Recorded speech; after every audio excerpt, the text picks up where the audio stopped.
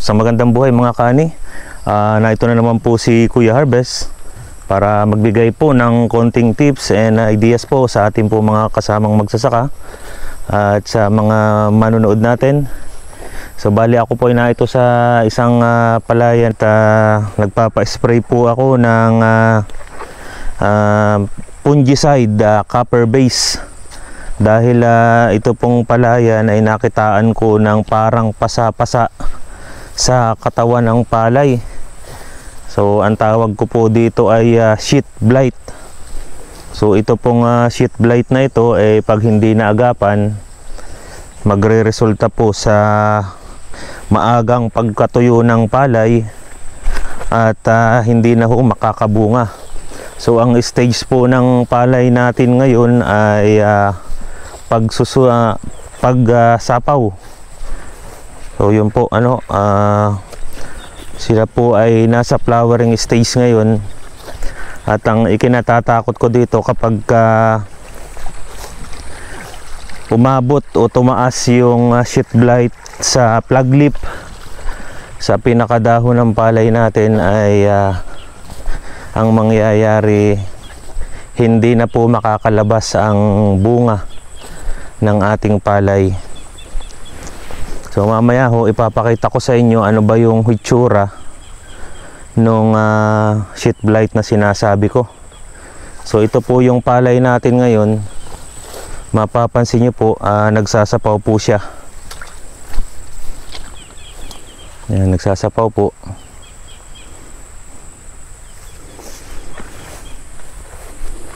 At ito nga, may mga pa ilan-ilan ako so na nakikita na sheet blight, kaya inaagapan na po natin. So kung titingnan nyo yung hitsura ng palay, parang wala siyang problema, no?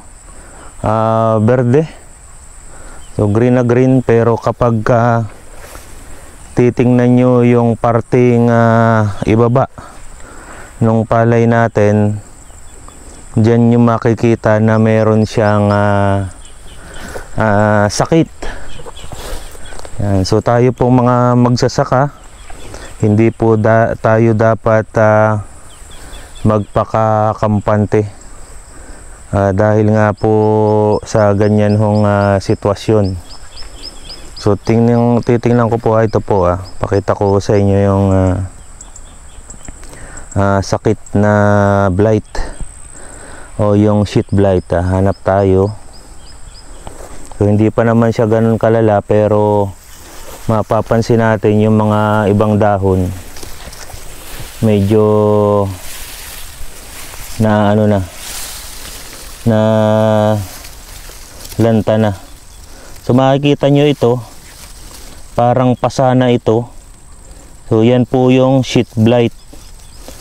Dahil hindi naman po dapat nagkakamero ng pasa na ganyan ang ating palay. Dapat po maganda ang katawan, katulad nito, green na green. Yan, pero kung nakikitaan nyo ng parang pasa, sintomas po yan ng isang blight. Yan. So ito po, ayan, no, parang pasa. So kung kasi ho yan ay sabi nga matanda na yung lapak, o yung paklang, hindi dapat siya nagkakamero ng parang pasa. O dapat lang siya, brown.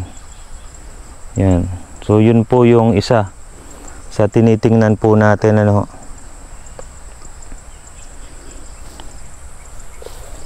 So mamaya po ipapakita ko naman sa inyo ano po ba yung ginagamit nating pang spray. Ayan, so ito po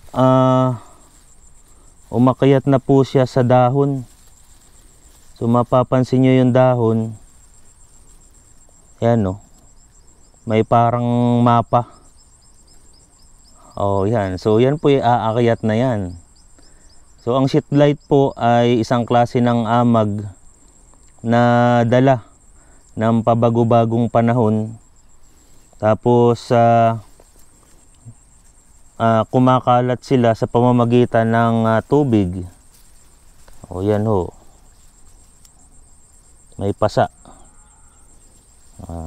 pasa-pasa siya. So nagpapa-spray po tayo ngayon ng fungicide, at yun po. So kung titingnan nyo naman dito, berde-berde ang palay natin.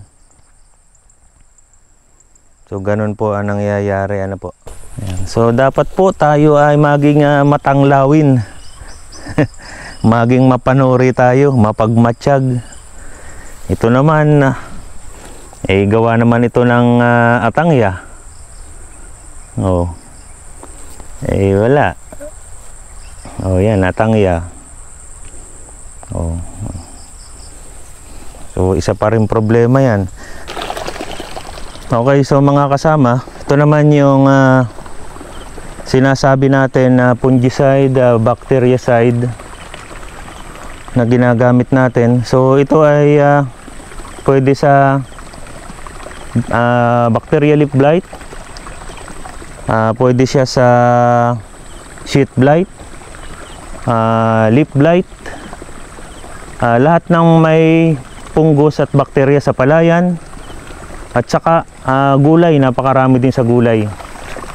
So isa-isahin natin. So ito yung ionic copper concentrate po ito mga kasama. So itong ICC na to, mapapansin nyo, OCCP din siya, Seal of Excellence and Integrity. So ibig sabihin pasok din siya na gamitin ng mga kasama nating nagpapractice ng organic farming. Kaya kahit nagpapaspray tayo ng mga fungicide dito, sinisigurado natin na quality yung mga ginagamit nating pang-spray. Yan. So pwede siya sa banana, pineapple, tomato, corn, rice, at napakarami pang crops. Ayan po. So ito po ito po naman 500 ml para sa 1 hektarya na. Dahil sa palay po 50 ml lang, 5 kutsara. So ginagamit po natin ito dito nga po sa sinasabi nating sheet blight o parang pasa sa katawan ng palay. Yan, ganda ng palay natin, pero pag tinignan mo ang puno, nagsisimula ng magkamero ng pasa. Okay, so yun lamang po, at kung nagustuhan nyo ang video na to, pa-like, share, and subscribe na rin po.